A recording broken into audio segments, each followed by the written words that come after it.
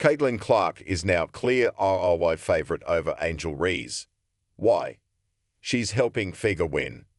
On both accounts, Clark has the edge, and it's getting larger with every game. Clark scored a season-high 31 points and notched her 11th double-double with 12 assists Friday night, while Reese had 11 rebounds and 10 points. But the stat that matters is 6. As in the spot the Indiana Fever moved up to in the 8-team playoff race with their 100-81 rout, leapfrogging the Phoenix Mercury. Chicago remains 8th in the standings, but after 5 losses in a row and problems almost everywhere on the floor, the Sky's spot is precarious. We don't wake up and think about individual awards. I know that's what all of you think we do. We don't, Clark said before the game.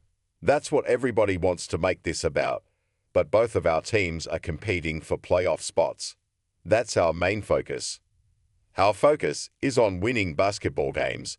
It's as simple as that, Clark added. It's winning basketball games.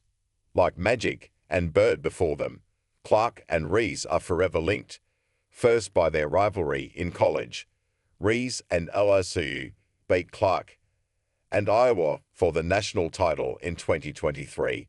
Clark's Hawkeyes knocked Reese and LSU out of the tournament on their way to the championship game this year, and now by their WNBA careers.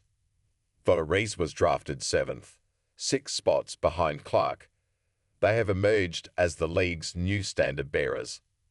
They sell out arenas almost everywhere they go and spark blockbuster ratings. Sponsors clamour to work with them, and both are shredding the record books. Clark has already set WNBA rookie records for assists and three-pointers, and she leads the league in assists this season.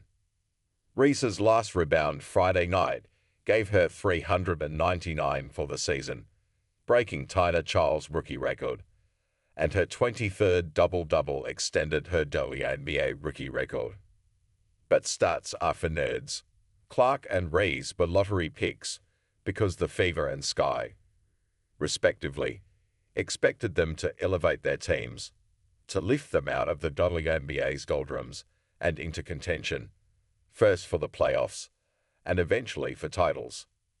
There's no question Clark has moved ahead of Reese in that respect. She and the Fever both have recovered from their rough start, largely because Clark has finally had time to develop chemistry with her teammates. Clark barely had a training camp before she and the Fever were thrown into the meat grinder portion of their schedule. Anyone who's ever played basketball, or actually watched it, knows that a point guard, even one as gifted as Clark, can't just whip the ball around the court. They need to know what their teammates' tendencies are. Everything from who likes the ball, where to who can handle a rocket of a pass. Until that happens, there are going to be miscues. Lots of them. The Fever began the season 1-8, and Clark had 15 games with 6 or more turnovers before the Olympic break. She also struggled with her own shot, shooting better than 50% just twice in the first month of the season. But Clark and the Fever gradually figured it out. Clark has scored in double figures in every game since June 16 and has had a double or triple-double 10 times.